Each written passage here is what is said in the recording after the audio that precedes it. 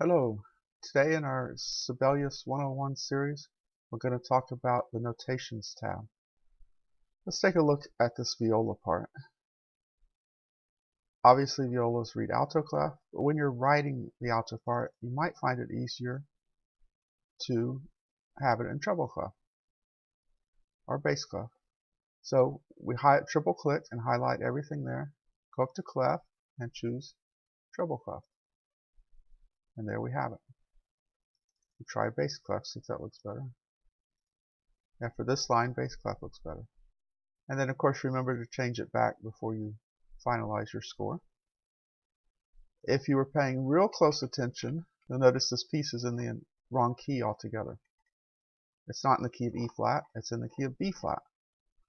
So what do?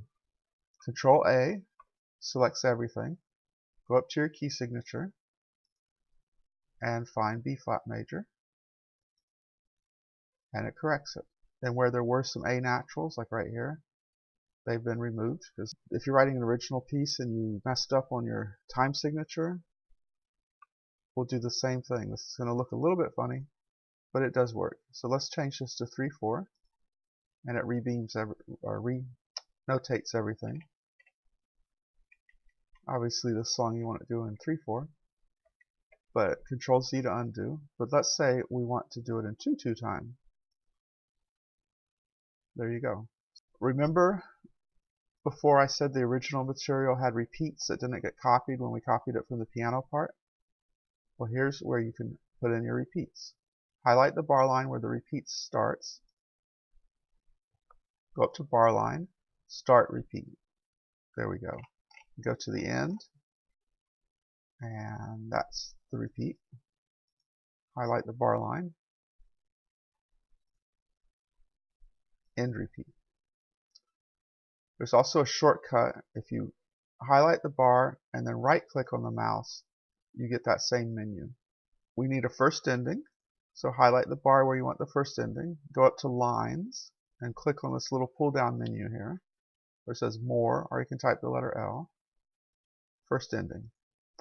And one thing I've noticed with Sibelius, it always puts the end too far over and you have to drag it back there to get it in the right spot.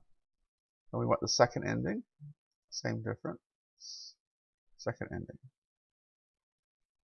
And as to where the second ending is shown on your score is dependent on your appearance. System object positions. Right now it's on the piano and flute parts. We could take it off the piano part. We could put it on every part if we want, but you get the idea.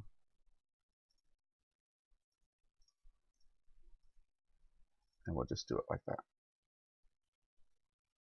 Back to notations. If you want to do a crescendo, you can highlight a bar and type the H key, or you can click, if you want to do a diminuendo or a decrescendo, you can highlight the measure and then click up in here. And all these lines that you can add are available.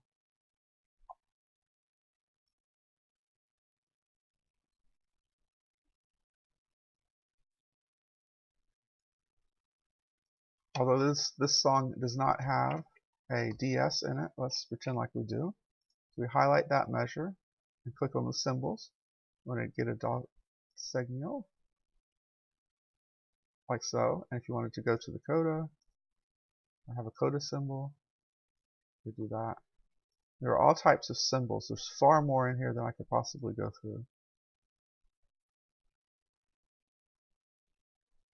Just keeps going and going. Handbells, guitar. There's some things in here you don't want to use normally, like the fermatas and staccatos and articulations. Use the keypad for that under most normal circumstances. But every once in a while you may need to put in a symbol for some reason. When you are talking about notes, especially if you were doing percussion, you may want to put a different note head. And that's what this one's for here, type. You could put down here, there's a whole percussion section. And you'll notice it changes it to the little X shape.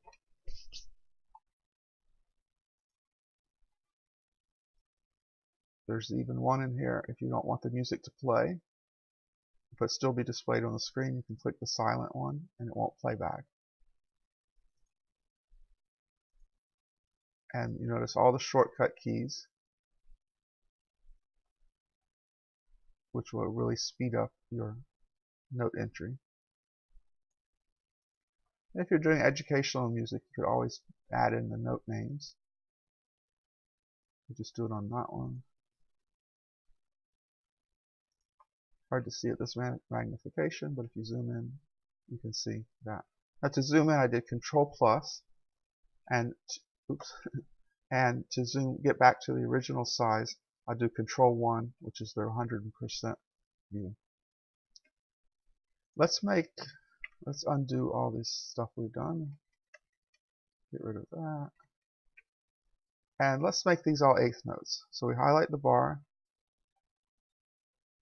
and we'll click on the eighth note rest, and type the letter C, moving the arrow key to move to the rest. And there's some options you could do. Let's put one of these rests back in, backspace. To and from rest. First highlight the note. And we get this type of beaming. If we have this note as a rest, so it's all highlighted that way, let's turn this off. We can do over rest, and we get this type of beaming here. And both for the note heads, for the beaming, you have a bunch of options. When you're dealing with scores, you have brackets. I just got rid of that one. So you select the staves, click which type of bracket or sub-bracket you want, or brace, and there you go. And if you don't want it, once you already have one in here, if you want to make it shorter, click and drag.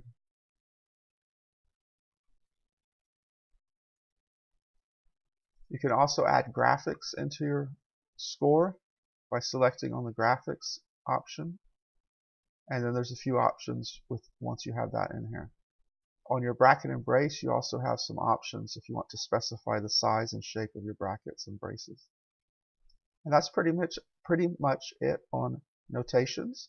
We'll be back looking at text next time.